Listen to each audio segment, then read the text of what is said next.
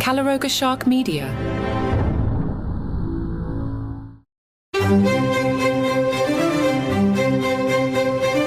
Hello and welcome to Palace Intrigue. I am your host, Mark Francis.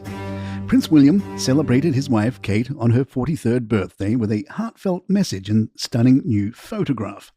The message shared on social media was an unprecedented outpouring of affection from William, who praised Kate as an incredible wife and mother and commended her remarkable strength following her cancer diagnosis and treatment over the past year.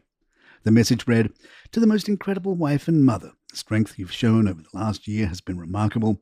George, Charlotte, Louis and I are so proud of you. Happy birthday, Catherine. We love you. W." Accompanying the tribute was a new photo of Kate, taken last summer by photographer Matt Porteous in Windsor.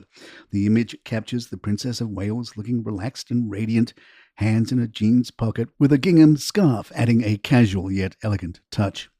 The royal family's official social media accounts also marked Kate's birthday with a photo of her from Christmas Day at Sandringham, smiling warmly as she accepted flowers from well-wishers.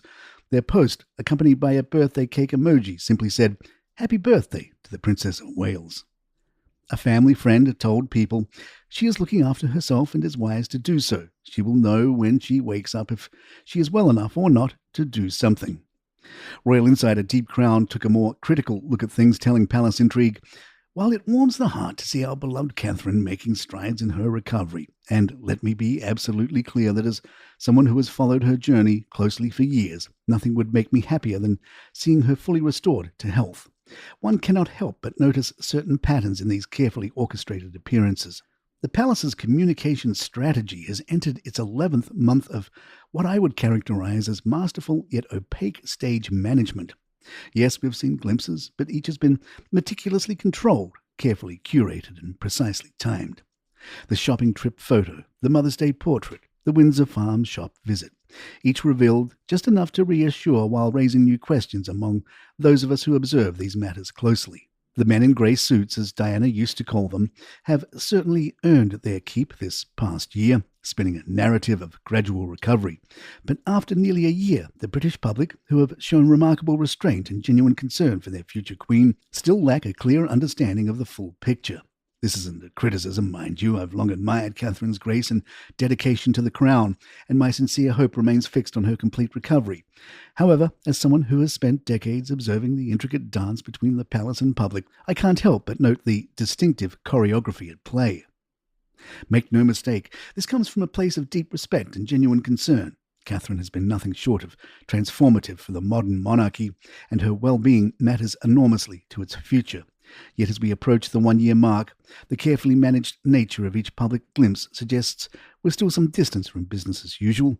Here's hoping for more frequent, less staged appearances in the months ahead, though knowing the palace's protective instincts, I shan't hold my breath. The always entertaining Daniela also writes in the news.com.au, "You have to feel sorry for Kate, the Princess of Wales' passport. In whatever drawer it has been stashed, wedged in next to reams of sensible cotton underwear, or forgotten in the back of a desk drawer full of loose paper clips and dry cleaning stubs for ceremonial robes. So hard to get the yolk of eggy soldiers out of ermine. The poor old thing has been left untouched for an age. The bad news, it doesn't exactly sound like it will be going anywhere, unlike Prince William's passport, that is. It was all the way back around this time in 2023 that the princess last travelled overseas with her husband, and we don't even have a single pic of that occasion to show for it. Somehow, the Waleses and their kids managed to stealthily sneak off for a snowy getaway to the French ski resort of Mirabel without a single blurry iPhone snap emerging.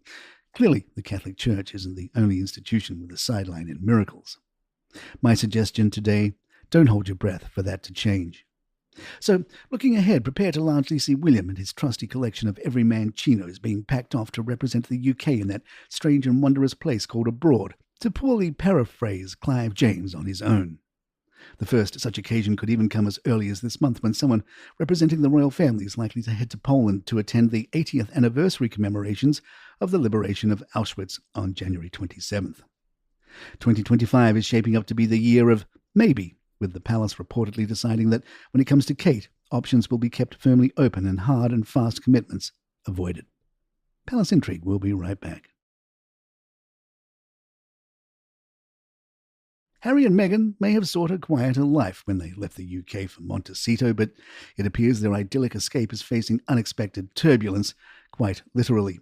Reports suggest that sonic booms from rocket launches at SpaceX's Vandenberg Space Force, located about 60 miles away, are causing a ruckus in the affluent community.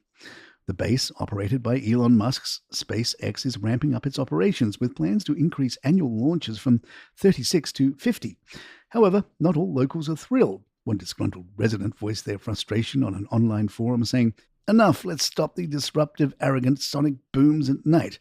This insane frequency and quantity needs regulation. It's just terrible. I could hear the house creaking." The booms, which accompany rocket launches, have reportedly been disruptive enough to disturb sleep patterns and stress both people and pets in the area. Sensitive wildlife, too, is said to be adversely affected. A petition to halt SpaceX's increased launch schedule has garnered over 1,300 signatures, with signatories citing the adverse impact on the community's quality of life. One local lamented, "The unexpected, sporadic, frequent booms at all hours completely disrupt our household and our peace of mind. Everyone in the house, including all humans and pets, react with anxiousness and fear every time." Prince Andrew has found himself at the centre of fresh controversy after being reported to the Metropolitan Police by anti-monarchy campaign group Republic. The group accused the Duke of filing false information by using the name Andrew Inverness to register companies, raising questions about transparency and accountability. In 2019, it emerged that Prince Andrew had secretly set up a private investment fund under the pseudonym, allegedly channeling deals brokered at Buckingham Palace. 4 companies were linked to the Duke, registered at Companies House under the Andrew Inverness name, with official documents listing him as a consultant. On Monday, Republic's chief executive, Graham Smith, filed a complaint specifically about Naples Gold Limited, one of the companies in question. Smith claimed that the Duke used a false name and listed an incorrect residential address in London. Smith stated, "The royals appear to believe they can act with impunity, an impression given weight by the lack of police action on serious allegations of corruption and sexual offences. While no fraud is alleged here, surely Andrew must be held to the highest standards."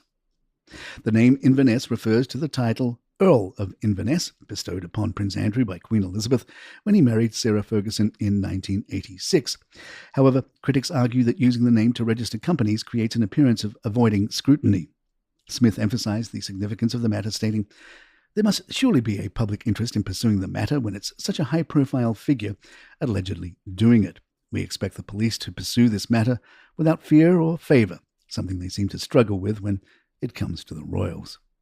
And there you have it. If you'd like to email us, our address is thepalaceintrigue@gmail.com. Please follow us on Spotify, Apple, or the app of your choice, and leave some stars or a review if you're enjoying the show. Don't forget, you can get this show, along with hundreds of others from Calaroga Shark Media, commercial-free. All the details are in the show or episode notes. And check out our other hit show, 5 Good News Stories. It's available now wherever you get your podcasts. 5 Good News Stories. It's just good news. I'm Mark Francis. My thanks to John McDermott. This is Palace Intrigue, and good times.